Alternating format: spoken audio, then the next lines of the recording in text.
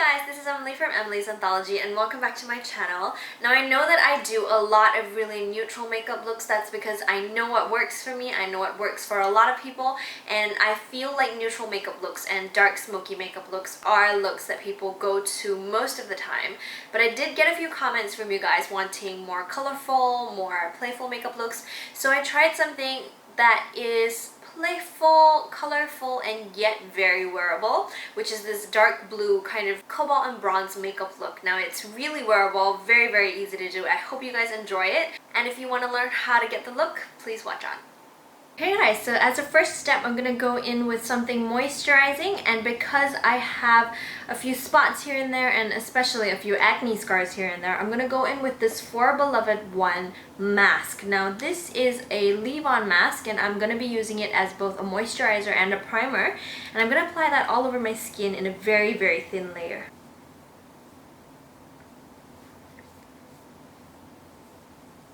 Alright, so moving on to the foundation, the first thing I'm going to do is apply a lighter foundation in the centers of my face and then move on to a slightly darker foundation on the outer parts.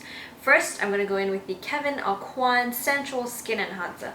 Now this one is just a teeny tiny bit lighter than my skin tone, so I'm going to use this on the inner parts of my face. So I'm just going in and buffing that foundation in using a kabuki brush. Just so you know guys, all the brushes that I'm going to be using in today's tutorial are from the brand Brushes, and I personally find their brushes really beautiful. I'm going to be kind of reviewing them in a way during this tutorial, so if you guys are interested in checking this brand out, I very highly recommend them, and stay tuned to check out what kind of brushes they have. I'm going to move on to the outer parts of my face now, and this is the Estee Lauder Double Wear All Day Glow BB Cream. So I'm just going to use my fingers to apply this on the outer parts of my face. As you can see, it's got quite a yellow undertone, and this one suits my face just a little bit better in terms of skin tone compared to the other one. Alright, moving on. Now I know I'm looking a little bit ghostly, but bear with me for a little while here. I'm going to go in with a brow pencil. This is a Stay in Place a Stay in Place Brow Lift Duo by Estee Lauder. I love this color for my current hair color, so I'm going to be using this in my brows. Just going in really small, quick strokes to mimic the appearance of eyebrow hairs. And then I'm just going to go in with a Zoeva brow comb and just comb that through so the effect is a little bit more natural.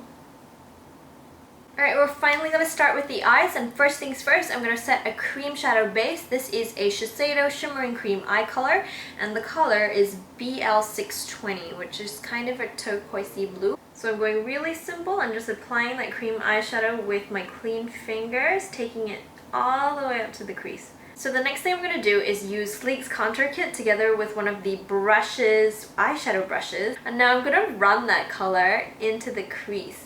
I wanted quite an intense color because this is going to act as kind of a cut crease on top of adding some dimension to my eyes. Now if you have hooded eyes, remember, as I always say in my videos, open your eyes, look straight into the mirror, and just mark out that point right above where the eyes are open, and that's where your cut crease should be. Alright, so I have the general shape mapped out. I'm going to move on to the dark blue eyeshadow now. Now the eyeshadow I'm going to be using, no surprise, is from the Urban Decay palette. This is the Electric palette, and I'm going to be using the color Chaos, which is this dark blue one at the bottom. Okay, so I want to apply that color in the very tiny area that I have on my mobile lid. The good thing about brushes is that they actually make really small eyeshadow brushes, so they fit into the contours of an Asian eyelid. This one is, I'm sorry, but I can't remember all the names. I'm guessing this is one of their smudger brushes, but I'm going to use this as kind of a lay down brush to apply that color on top of the teal cream eyeshadow that I already applied. Alright, then with whatever's left over on the brush, you want to just smudge that color out a little bit so there is not too harsh a line. I wouldn't say there aren't any harsh lines, because a cut crease is meant to have quite a distinct line. So you want to just soften that line, I guess. Okay, so at this point, you don't have to worry too much about how perfect your blue eyeshadow is, because we are going to play around with the crease, and that's going to muddy up the blue eyeshadow anyway. So we're going to come back to that later. For now, I'm going to keep working on the crease. So the pencil brush that I'm going to be using is from Brushes, and it's a really nice kind of very fluffy one, so it's perfect for applying eyeshadow into the crease. I'm going to continue with that sleek contour kit, and this time I'm going to be using, or I'm going to be applying rather, a more intense line right in between that blue eyeshadow and the brown eyeshadow. Then what I'm going to do is go back in with that fluffy blending brush that I used to apply the sleek contour earlier, and I'm going to blend the edges out. Now I don't want to go too near the space in between both eyeshadows. I just want to kind of catch the edge of that sleek contour kit that we applied earlier and blend that out so that the line kind of merges into the skin really nicely and softly. And guys, if you're looking for a small blending brush for small Asian eyes, this is the perfect brush and the best that I've found so far. I'm going to leave the link in the description box because I can't remember all the names. Now you want to get a brush that is as small and as compact as possible to apply into this area over here. So I found this one from Brushes again, and I'm going to use that to apply a line into the crease, trying to make it as intense as possible. And you can use the different brushes to blend the different areas. Like as I approach the eyebrows, I'm using the bigger, fluffier brush. But as you saw earlier, closer to the crease, I was using the slightly more dense brush. Okay, next we're moving on to eyeliner. I'm going to go in with a Mura one. This is their drawing pencil, and it's one of their latest pencil eyeliners. It's pretty intense and very long lasting, which is why I chose it. And then at the outer corners, I'm going to wing that line out.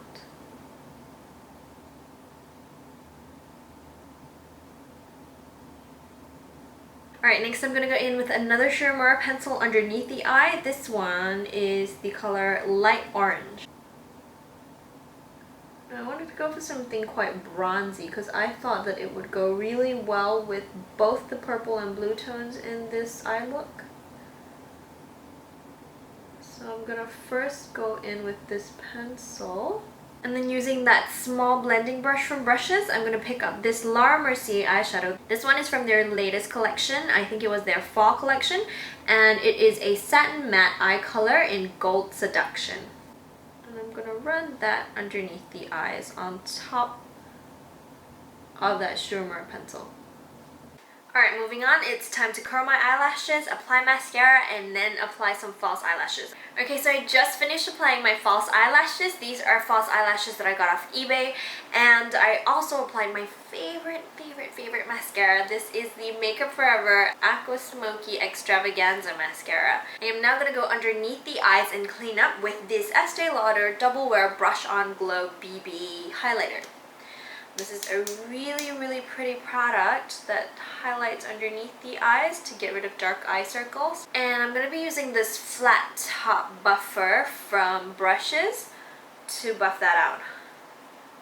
And I really love this flat top brush for buffing concealer into the skin because it really does spread out that product really nicely and help it sit on the skin nicely. Alright, so I'm done with the cleanup underneath the eyes, and now I'm going to go back in with that Laura Mercier eyeshadow and that brush and just reapply the eyeshadow underneath the eyes, because as you can see, when you apply concealer to the under eye area, it kind of gives you too harsh a line. Now at this point, if you need to powder your skin, go ahead and powder it. I'm not going to powder mine because I want a more luminous feel, and makeup stays on my face quite well anyway. And now I'm going to move on to the contouring, and one of my favorite brushes in this brush collection. This is Brushes Contour Brush, and as you can see, it's actually a flat brush. This one applies contour very accurately, and I just really love using it. Now, so what you do is you dip the brush into your product, tap off the excess, and then just apply it straight onto the skin, and it creates a really clear contour. And then once you've applied that contour, you want to just rub off the excess powder on the back of your hand, and using the exact same brush, just buff that product in. I really love high cover concealers, and when I found one from Estee Lauder, I knew I had to try it. This is their Double Wear High Coverage Concealer, if I'm not mistaken. and I'm just going to apply it with my fingers. Just dab that onto the skin. Okay, so that is the concealing done, and now I'm going to move on to blush. And the blush that I chose for this look is something that's quite corally, and I really love this color. This is a Dior blush in the color Rose Diorette. What a pretty name.